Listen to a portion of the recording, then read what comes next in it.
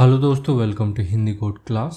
पिछले लेक्चर में हमने कैशिंग पैटर्न को डिटेल में समझा था, साथ में 3 इंपॉर्टेंट कैशिंग पैटर्न को भी डिटेल में कवर किया था, जो कि है cash aside pattern, read through pattern and right through pattern. अब आज हम कैश के कुछ और इम्पोर्टेंट कैशिंग पैटर्न को देखने वाले हैं, जो कि हैं right behind pattern, refresh ahead pattern, right around pattern and cash invalidation pattern. ठीक है, तो जिस तरह से हमने पिछले लेक्चर में कैशिंग पैटर्न को समझा था, मतलब वो पैटर्न क्या होते हैं एक्चुअली में, उनको यूज कैसे कर सकते हैं, कहाँ पर यूज होते हैं, ये सारी चीजें इनके लिए भी हम देखने वाले हैं। ठीक है, तो सबसे पहले समझते हैं राइट बिहाइंड पैटर्न क्या होता है। तो राइट बिहाइंड पैटर्न को राइट बैक पैटर्न भी बोलते हैं, एंड ये एक ऐसा एडवांस कैशिंग पैटर्न है जिसका यूज उन एप्लीकेशन पर किया जाता है जिन पर राइट ऑपरेशंस ज़्यादा होते हैं, मतलब जहाँ पर हर सेकंड हजारों या लाखों रिकॉर्ड अपडेट हो रहे होते हैं या इंसर्ट हो रहे होते हैं, उस जगह पर इस कैशिंग पैटर्न का मतलब राइट बिहाइंड कैशिंग पैटर्न का यूज करना चाहिए।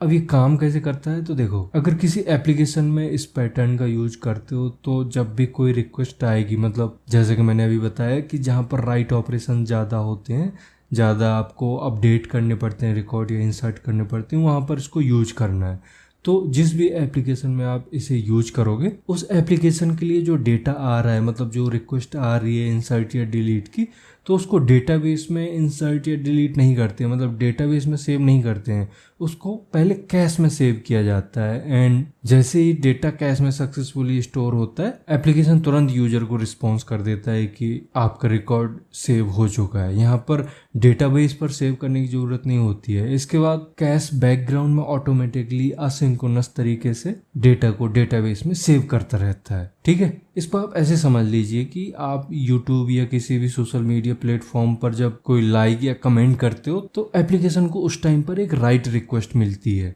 अब वो एप्लीकेशन जो आपका कमेंट है या लाइक है उसको डायरेक्ट डेटाबेस में स्टोर नहीं करता, डायरेक्ट डेटाबेस में सेव नहीं करता, वो सिर्फ कैश में सेव करता है आपका डेटा। मतलब आपका डेटा किसी फास्ट स्टोरेज में स्टोर कर देता है, लाइक रैम है या जो भी वो आर्किटेक्चर यूज कर रहा है उस हिसाब से फास्ट स्टोरेज में उसको सेव करेगा। एंड जैसे ही कैश में डेटा एक्सेप्ट होता है, सक्सेसफुली सेव होता है, तो आपको रिस्पॉन्स मिल जाता है कि आपने सक्सेसफुली लाइक कर लिया या सक्सेसफुली कमेंट कर दिया।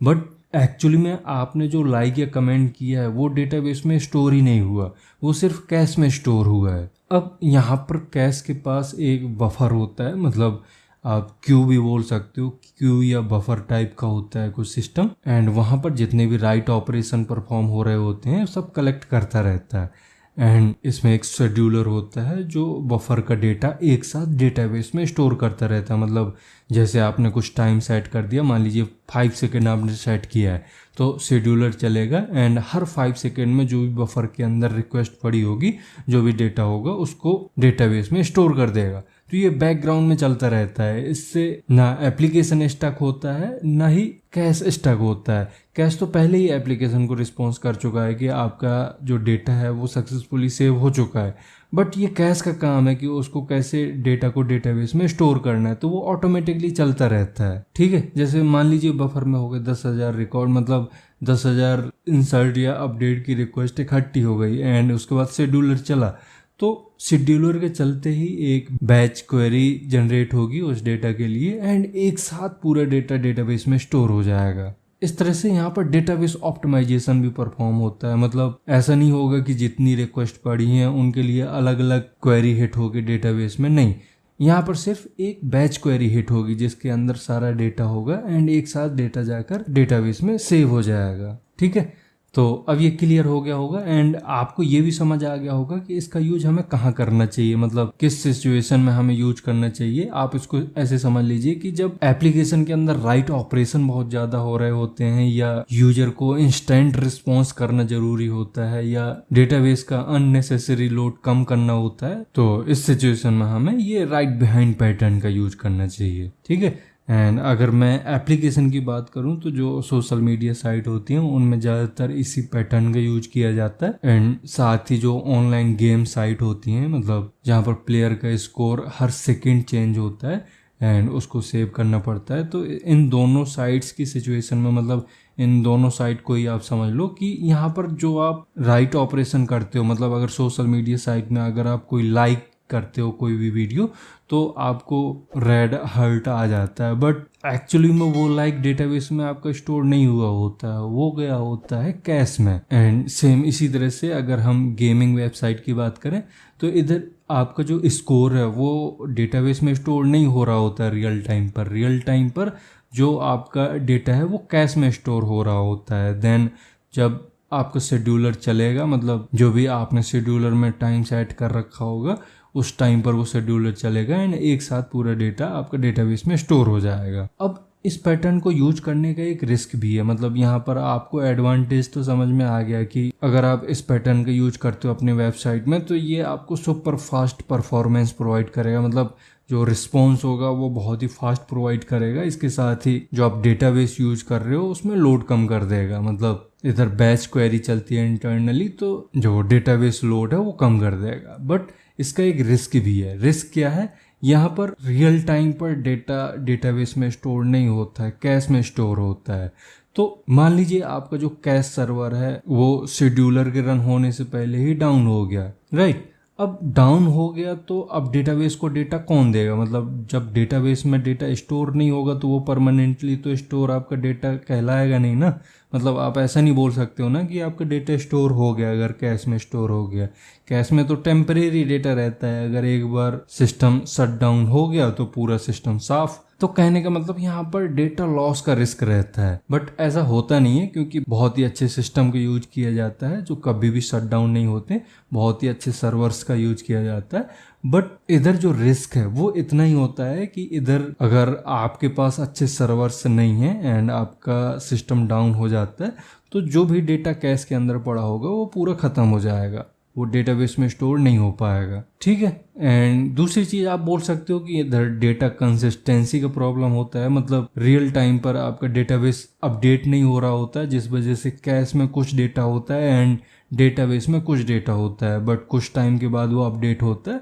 तो इसको आप बोल सकते हो एक तरीके से कि डेटा कंसिस्टेंसी नहीं होती है, इधर डेटा थोड़ी बाद डेटाबेस में स्टोर होता है। तो इसका एक ड्रॉबैक ये भी है, ठीक है। अब बहुत बार ऐसा इंटरव्यूअर क्वेश्चन कर देता है जिसमें आपका एक पैटर्न कंपेयर हो रहा होता है दूसरे पैटर्न से, तो यहाँ पर भी इसी तरह का कुछ क्वेश्चन आ सकता है कि ये जो राइट बिहाइंड पैटर्न है ये कैसा side read through and right through से किस तरह से अलग है। तो आपको सिंपल एक एक लाइन में इनको डिस्क्राइब कर देना है। मैं इन्हें पहले भी बता चुका हूं, तो जिन भी लोगों ने इससे पिछला लेक्चर नहीं देखा है वो एक बार जरूर देख लें, जिससे आपको इन तीनों पैटर्न्स के बारे में अलग अलग जो भी टेक्निकल डिफरेंस है वो समझ में आ सके। तो देखो, अगर हम कैश असाइड पैटर्न की बात करें तो यहाँ पर एप्लीकेशन खुद डिसाइड करता है कि उसको डेटा कहाँ से लेना है, मतलब उसे कैश अपडेट करना है या डेटा को सीधा डेटाबेस से उठाना है। क्योंकि यहाँ पर जब भी राइट ऑपरेशन होता है तो एप्लीकेशन सीधा डेटाबेस के पास जाता है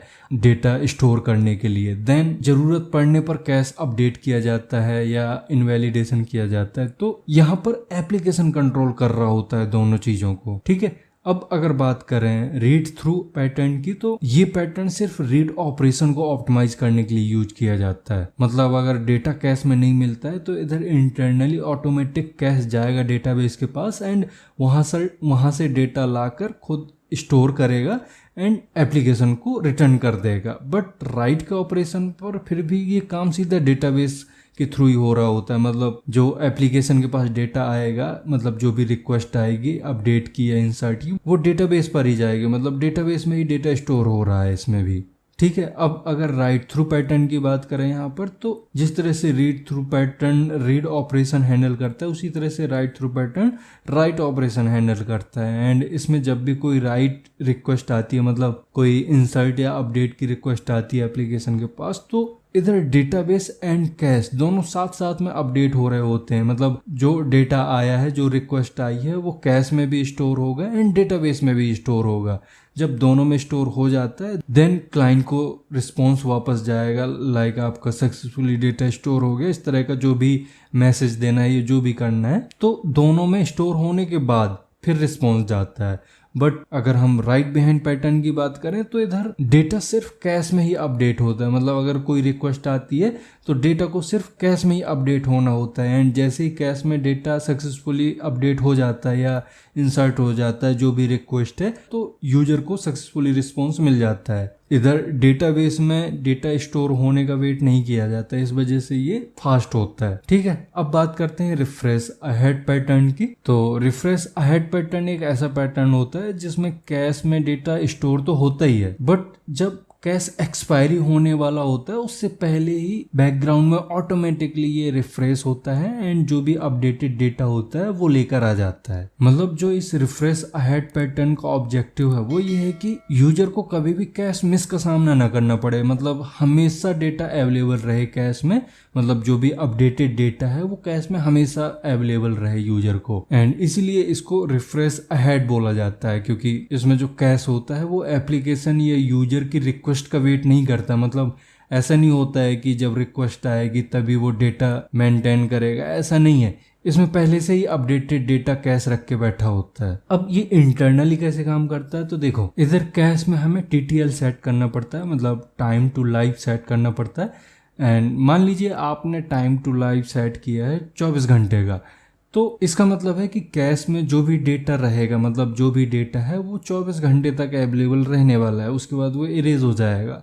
तो इधर एक हम रूल कॉन्फ़िगर करते हैं कि जब भी 22 घंटे पूरे हो जाते हैं तो जो TTL है वो रिफ्रेश हो जाए। मतलब जब भी 24 घंटे पूरे होने में 2 घंटे बचे हों उसी टाइम पर ऑटोमेटिकली एक बैकग्राउंड में प्रोसेस स्टार्ट हो एंड वो कैश को रिफ्रेश कर दे। अब इसके बाद कंटिन्यूसली कैश अपने डेटा को मॉनिटर करता रहेगा एंड देखता रहेगा कि कौन सी की फ्रिक्वेंटली यूज हो रही है एंड कौन सी की जल्दी एक्सपायर हो रही है। एंड जैसे ही उसको इम्पोर्टेंट या फ्रिक्वेंटली एक्सेस की मिल जाती है एंड वो एक्सपायर होने वाली होती है तो वैसे ही उसको रिफ्रेश कर देता है। मतलब यहाँ पर कैश किसी रिक्वेस्ट का वेट नहीं करता, वो सिर्फ TTL देखता है, इधर टाइम देखता है एंड की फ्रिक्वेंटली यूज हो रही है या नहीं हो रही है, ये 2 चीज़ चेक करता है एंड ऑटोमेटिकली वो की रिफ्रेश कर देता है। मतलब डेटाबेस के अंदर उस की से रिलेटेड जो भी अपडेटेड डेटा है, मतलब लेटेस्ट डेटा है, कैश में वही स्टोर हो जाता है। ठीक है, देन जैसे ही पुराना डेटा नया बनता है, मतलब डेटा अपडेट होता है कैश में,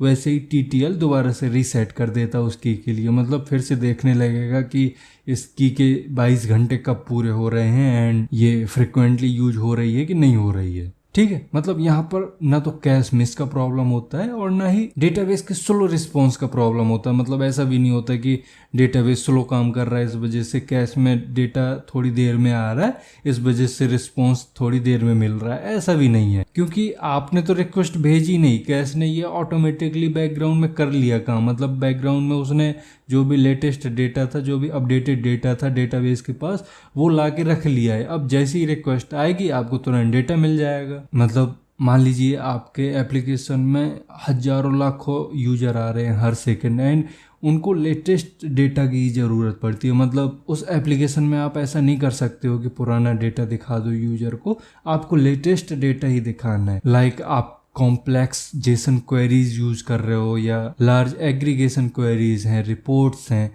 तो ऐसी चीज़ों को अगर रियल टाइम पर यूजर निकाल रहा है डेटाबेस से तो काफ़ी टाइम लगता है। तो इस सिचुएशन में ये राइट बिहाइंड पैटर्न का यूज किया जाता है, जिसमें रियल टाइम पर, मतलब जब रिक्वेस्ट आती है तो उसी टाइम पर डेटाबेस में क्वेरी हिट करने की ज़रूरत नहीं होती है। मतलब डेटा को डेटाबेस से निकालने की ज़रूरत नहीं होती है, वो डेटा ऑलरेडी कैश में स्टोर्ड होता है, तो यूजर को फटाफट कैश से डेटा मिल जाता है, वो भी अपडेटेड डेटा। तो जब भी आपको ऐसा हैवी या कॉम्प्लेक्स क्वेरी एग्जीक्यूट करना होता है एंड डेटा चाहिए होता है, उस जगह पर आपको इस पैटर्न का यूज करना चाहिए। मतलब अगर आपके पास कोई स्टॉक मार्केट वेबसाइट है एंड उसमें आप डैशबोर्ड देखोगे तो हमेशा लेटेस्ट डेटा ही दिखाना होता है, तो उस सिचुएशन में आपको ये राइट बिहाइंड पैटर्न का यूज करना चाहिए। ठीक है, अब बात करते हैं राइट अराउंड पैटर्न की। तो ये एक ऐसा पैटर्न होता है जिसमें जब भी कोई ऐसी रिक्वेस्ट आती है जिसमें डेटा को अपडेट करना होता है, इंसर्ट करना होता है, तो यहाँ पर जो एप्लीकेशन होता है वो कैश को एकदम बाईपास कर देता है एंड डेटा सीधा जाके डेटाबेस में स्टोर होता है। मतलब राइट ऑपरेशन के टाइम पर कैश का कोई भी रोल नहीं होता है एंड इसी वजह से इसको राइट अराउंड पैटर्न बोलते हैं। मतलब राइट अराउंड का मतलब है कैश के आसपास से ही निकल जाता है बट कैश से नहीं जाता है, डेटा कैश में नहीं स्टोर होता है। अब यहाँ क्वेश्चन आता है कि अगर हम कैश यूज कर ही रहे हैं और कैश में डेटा स्टोर नहीं हो रहा है उस टाइम पर, तो फिर कैश का क्या यूज है, मतलब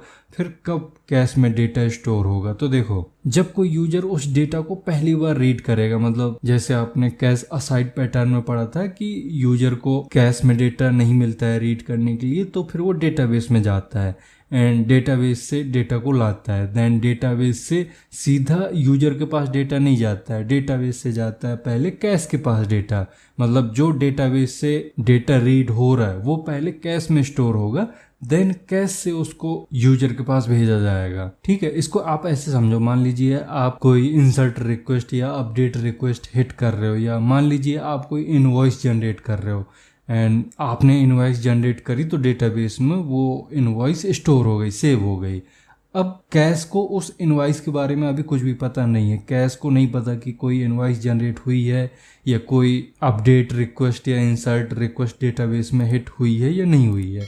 अब कोई यूजर आता है, मान लीजिए कोई एम्प्लॉय आता है एंड उसको उस इनवॉइस की ज़रूरत पड़ती है, तो वो रीड ऑपरेशन हिट करता है, मतलब वो उस इनवॉइस को रीड करने के लिए डेटा भेजता है।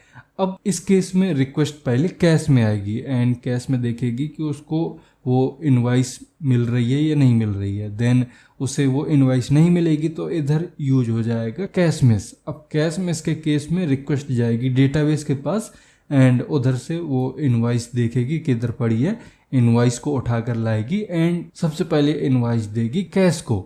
देन कैश में स्टोर होने के बाद ये रिस्पॉन्स चला जाएगा यूजर को। अब मान लीजिए कोई और यूजर आता है एंड उसको फिर उसी इनवॉइस की ज़रूरत होती है, तो अब जितने भी यूजर आएंगे वो डेटाबेस में नहीं जाएंगे, मतलब उनको डेटाबेस में जाने की ज़रूरत नहीं है, वो कैश से ही उस डेटा को रीड करने लग जाएंगे। मतलब एक बार कैश मिस आता है, कैश मिस वाला सिचुएशन होता है, देन एक बार अगर डेटा आ गया कैश में तो फिर कितनी भी रिक्वेस्ट आएंगी वहां पर कैश हिट के थ्रू डेटा यूजर को मिल जाएगा, मतलब जो भी रिस्पॉन्स है वो क्लाइंट को वापस कर दिया जाएगा। अब क्वेश्चन आता है कि इसको यूज कहाँ किया जाता है, मतलब इस पैटर्न को किस एप्लीकेशन में यूज करना चाहिए, किस तरह के डेटा में यूज करना चाहिए।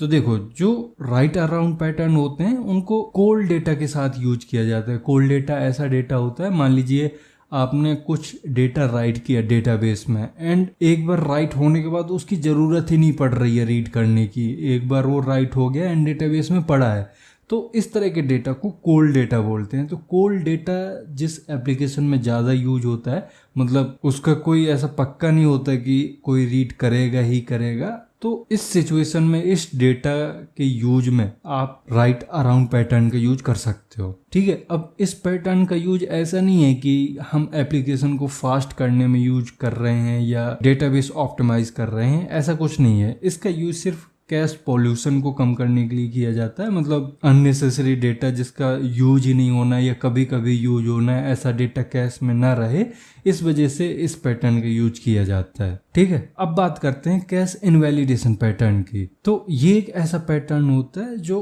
कैश स्टेट को मेंटेन करने के लिए यूज किया जाता है, मतलब इसमें पुराने डेटा को कैश में आने से रोकने के लिए यूज किया जाता है। मतलब इसको ऐसे समझ लीजिए कि जब भी आप डेटाबेस में कोई भी ऑपरेशन परफॉर्म करते हो, लाइक इंसर्ट, अपडेट, डिलीट या किसी भी तरह का ऑपरेशन होता है, तो इधर सिस्टम एक इवेंट जनरेट करता है एंड जैसे ही कैश को ये इवेंट मिलता है तो कैश के अंदर पड़ा हुआ जो उससे रिलेटेड डेटा है, जो डेटाबेस में अभी अपडेट या डिलीट हुआ है, उसका जो पुराना वर्जन है वो वहाँ से डिलीट कर दिया जाता है। इससे क्या होता है, यूजर को हमेशा लेटेस्ट डेटा मिलता है। मतलब इधर यूजर को ऐसा नहीं होता है कि डेटाबेस में वो डेटा डिलीट हो चुका है बट यूजर को कैश की वजह से वही पुराना डेटा मिल रहा है। इसको आप ऐसे समझ लो कि मान लीजिए आप किसी रेस्टोरेंट में गए हो एंड वहाँ पर आपको एक मीनू कार्ड दिया जाता है, मेनू दिया जाता है जिसमें बहुत सारी डिशेस हैं।